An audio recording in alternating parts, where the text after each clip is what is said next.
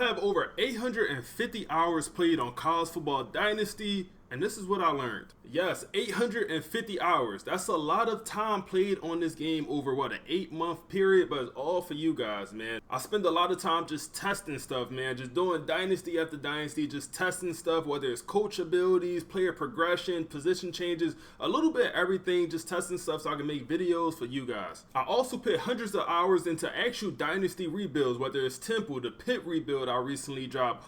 All of this stuff has led me to drop an ebook / membership for you guys to join here, man. It's gonna have a little bit of everything. This document will be a live spreadsheet that will be ran on Discord and also on Google Docs. We'll have coach abilities, player progression, recruiting, a lot of behind the scenes stats, a lot of data that I ran all put into one spot for you guys to look at. We'll have a coach calculator, a little bit of everything you could think of. We'll also have a 32 user online dynasty only for members, and whoever won the national championship each year, I'm giving y'all 50 bones, man. $50 I'm giving to the national championship every single season.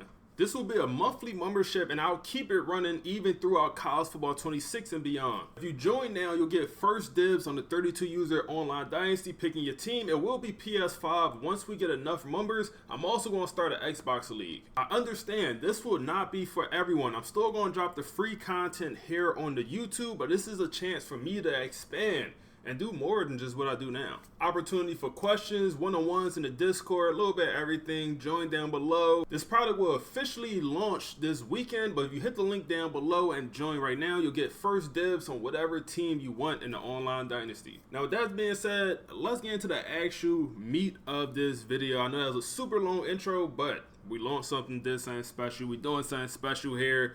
And the first thing I want to talk about is coach abilities, man. The best bang for your buck, the best coach ability. It's a lot of stuff out there. You could never go wrong with Recruiter, man. All the hours I spend in this game, the number one thing that probably matters the most in your dynasty is being able to recruit, but recruit at a high level. And also recruit the players that matter the most. Some of these guys do not matter as much the other position. So this recruiter ability is really going to be your best friend. Like, really your best friend, man. If you're able to recruit the best talent, some of this other stuff literally do not matter. Architect does not matter if you're bringing in 5-star gems, 4-star gems. It don't matter. It don't matter if your players is getting skill caps unlocked because they're coming in with the best skill caps consistently. You know, the motivator almost don't even matter. It matters a little bit. We did a whole test on it. It'll be on the website also. It matters a little bit, but it does not matter as much as recruiter. If you're bringing in elite development prospects that seem to progress the fastest during off-season training, this motivator almost does not matter, man. Tactician always gonna matter, man. A little cheesy, in my opinion. I'd still use it, but a little bit cheesy. But if you're bringing in the best players in the nation that's going to develop the best, these other abilities just certainly do not matter. Especially these three that you have to unlock, man. I would just avoid them compared to recruiter, tactician. You know, you could go into architect. If it's one I would go into, it would be the architect, but I just love the recruiter. And then if you want to go into the elite recruiter, that's going to be crazy. It's a lot. It's expensive to unlock, but it is worth it. Program builder also have some stuff in here. Relationship builder, also strong roots is very useful. And there's some stuff in here in CEO that's useful. The chance of the instant commit, but this one right here is probably super useful, where increase all skill caps by 1 for rising seniors. Another very useful ability that you probably should look for in your dynasty. When it comes to your offense and defensive coordinator, this is probably your best coach build every single time for the OCs, DCs, man. This build that just do a little bit of everything. I call him the jack of all trades, man, master of none. And I don't need the talent developer. I don't need the architect or the strategist, man. Just make me best at, you know, the things that matter the most. And I believe these are the 3 best coach abilities in the game. And, you know, recruiter, like I said, leading the way. And then having a heavy tactician coach, as long as it's not scheme guru, just don't love it. I love the regular tactician scheme guru. I would prefer him just have categories, stats in the other categories like recruiter and motivator than to have scheme guru. When it comes to off-season training, it's random. Know that. Off-season training is random, but there still is some strategy behind the randomness, man. So when you're at position changes week, just understand there's a way for you to finesse it to where when you do advance to training results, your players are jumping up higher overall more than anyone else. watch a few of my videos or consider joining the link down below where I'll just have it all on the website, the best position changes. But just understand, man, I'll give y'all like the wide receivers, physical wide receivers that weigh a little bit more, consider moving them to D-line. The tight ends, vertical threats, consider moving them to D-line, even linebacker. You know, it's some things that you could finesse with these position changes. Quarterback is usually not one of them. Just giving y'all the truth. Quarterback is usually not one of them you could finesse that much with position changes. Unfortunately, it's just not. Whatever playbook you run matters a lot, especially if you're doing any type of simulation, whether it's simming the whole entire year or playing the moments. Offense, defensive playbook matters tremendously, especially that offensive playbook. You're wondering why your offense not going. You got to switch to one of the better playbooks in the game. On the Google Sheets, I will have a whole form dedicated for the best playbooks to use for simulation. And Georgia is a solid playbook to use for simulation, but some of these playbooks are trash. So you got to know the difference, especially if you're just doing simulation. When it comes to recruiting, go after the guys that's interested in you first, because you're able to get their recruitment over super fast, sometimes week 4, week 5, depending which school, depending on their interest, depending on a lot of different things. But the faster you get some of these recruitments over with, especially prioritizing these 4 stars, 5 stars that, you know, have you number 1, top 5, whatever, you're able to go after some of these other players that are not interested in all that's being under recruited. It's a bunch of different ways to go about it, but that's a strategy I feel like that gets overlooked a lot, man. Get your guys that have you number 1, number 2, just in your top 5, get them committed as soon as possible, and then prioritize the other guys. Do not schedule visits for players you don't have to. Don't waste the visit. It's not all that useful in a situation where you're in first place and don't ever schedule a visit for a guy you're already in the lead for by a lot. Waste of money, waste of coins, waste of hours. Do not do it. You could win a national championship only recruiting 3 stars. Do not sleep on these guys. Get you some 3-star gems. You could win plenty of natties with 3 stars. 3 stars turn into 90 overall players all the time. Do not sleep on a 3-star player.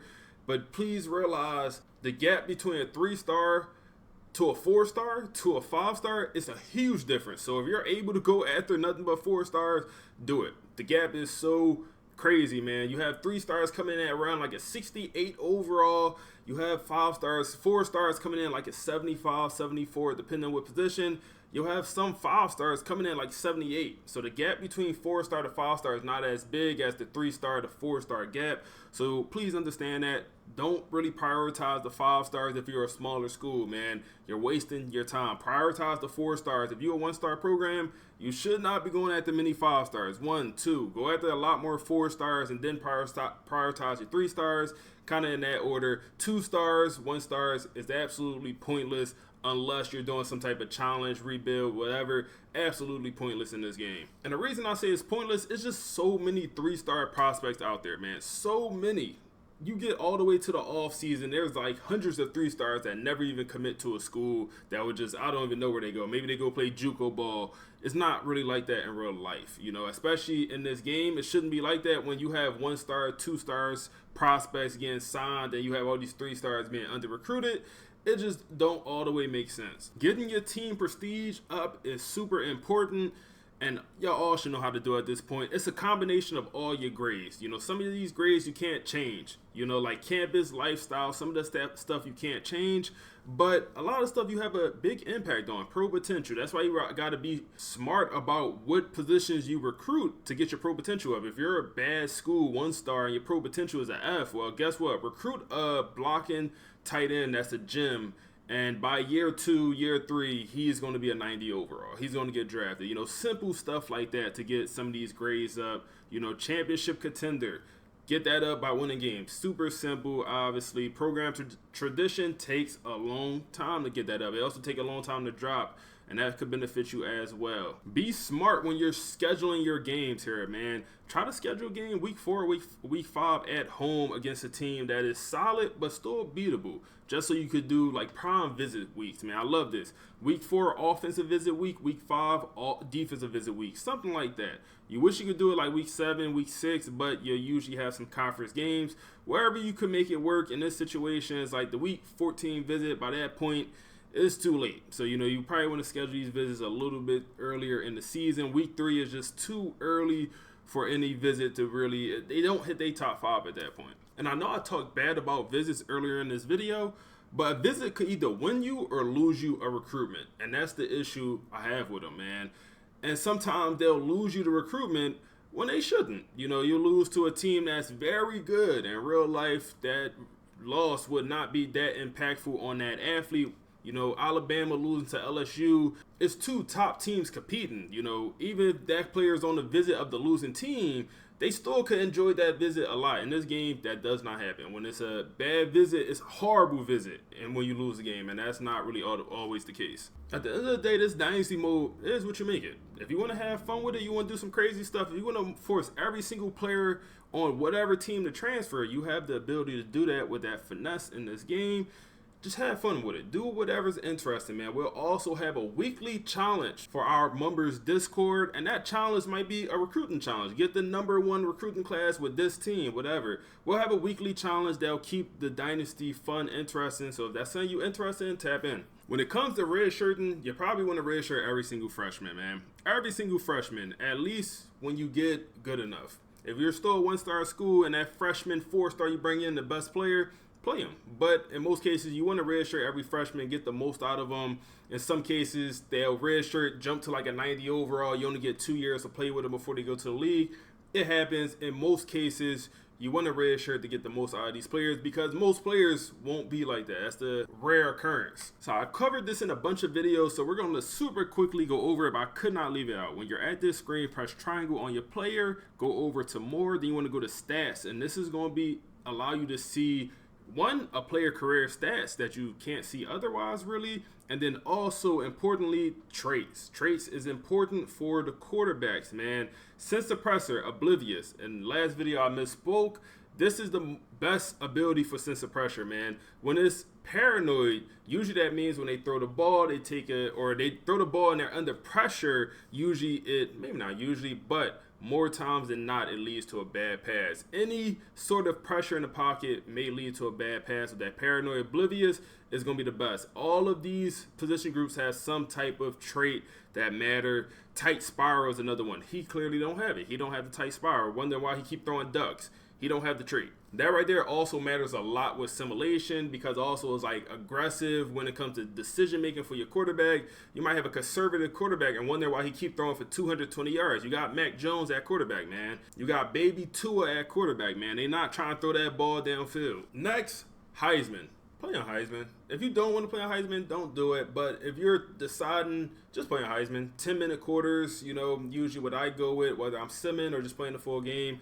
Do what you want, but I like Heisman. Sliders, honestly, I don't like any sliders I really tried in this game. I was going to put sliders in the membership, but like I said, I honestly don't like any of the sliders I played with all year. I really just like default Heisman the best. Y'all let me know down below if I'm tripping, but I would suggest just Heisman, man. If y'all are looking for the best auto subs, well, I'm dropping it. Like I said, I'm still going to put value on this channel, man. I'm still going to drop stuff with value on this channel. I also have these auto subs with my membership. You know, I'm still going to do a little bit of both. But these are my favorite auto subs. This allows for a lot of running backs to get used in one game. And I like that a lot. Usually 4 running backs get carries with this slider set. This is what I use in my Temple series. Also got wide receivers subbing out. I like that a lot, man. I love this slider set or this auto sub set. Like I said, I don't run any sliders. I like default. And this is what I use. Defense also gets some good rotation with the D linemen, linebackers coming in and out also, which does happen in real life occasionally. And also it's safeties, corners. I really like this auto subs here, man. It took me a while, build this brick by brick, but it took me a while to find this perfect auto sub that I like. Injuries does not work how it's supposed to in this game, at least to my knowledge, man. When you're playing games, you'll never have a guy get a long-term injury. If you put this injury slider up to like 60, 70, you'll just have a player getting hurt every other play. It gets super annoying, but it's just nagging injuries. You know, bruised arm. You know, they might be out for the game, but no long-term injuries. When you're simming and you put this slider up, you'll actually get some guys with injuries. But if you're playing the games, you probably just want to keep this low. It's more annoying than anything.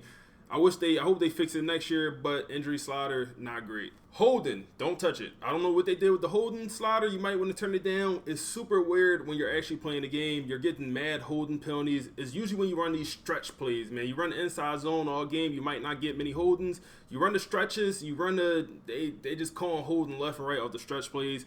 You might want to turn this down depending on what you got going on in your dynasty. Offense and defense aggressiveness matters when it comes to your coach. I need to do more testing. I can't confidently say how much it matters. It does matter though. I'm doing more testing and I'll probably drop it over on the membership once I get all the information, but it definitely matters. I don't want to just give y'all the wrong information. I know it matters. I just don't know how big of an impact it actually plays. We're going to test it out, man. Also, this adaptive AI also matters, man. Be aware of that. The top 25, your Heisman, your awards, all of that is not great. It's not great. It's better. They made improvements throughout the year. They dropped the update, I believe, mid-year that made this top 25 a little bit better. Still not great. You know, take it with a grain of salt. You'll still have some teams that just don't make sense being ranked so high here, man. Like Wisconsin 4-3 being ranked higher than a USC program. It just don't always make sense. That's 5-1. These boys is 4-3. It just don't really make sense. And they coming off a win where they was unranked and now they're becoming ranked. I understand the overall difference. You know, it's just everything don't make sense when it comes to, especially the wars. The wars be brutal sometimes, man. Brutal. Overall matters in this game, but probably not as much as y'all think, man. You got to really look at the specific stats for that position group, man. Take the overall with a grain of salt and really dive into what matters to you, whether it's quarterback, maybe you care about speed, throw accuracy, medium. Like, really look at those stats and decide who you want to start at what position. Because certain guys will play better than others, even if they have a lower overall, man. That's just how it works in this game. Please understand what positions don't develop in this game. Hybrid safeties don't develop. We all should know that by this point. Please just understand that so you're not recruiting certain guys. And if you are recruiting hybrid safeties, you move them over to cornerback where they turn to slot corners and they turn to the best corners in the game. We'll have all that information over on the membership. If there's one position you need to recruit gems, wide receiver, tight end. Only real position you gotta recruit a gem. Only position, really. Wide receiver, tight end, recruit gems. Nothing else, nothing less. Other than that, that's all I got for y'all today. Sorry if I mentioned the membership a lot, man. We're just dropping it. I gotta promote it. That's the way this thing works, man. Gotta promote it. But no, I really appreciate y'all. Like, comment, subscribe. Drop any feedback down below. Let me know anything I missed. Let me know if y'all tapping down into the membership. Other than that, we on to the next one.